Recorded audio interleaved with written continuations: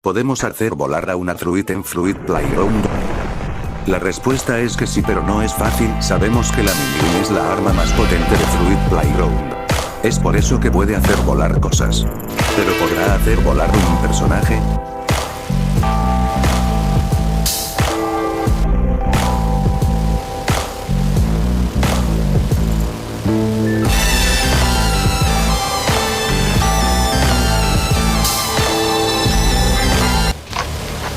No mames, se va hasta el carro, güey.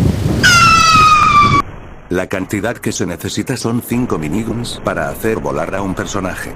Y tú dime, ¿juegas Fruit Playground?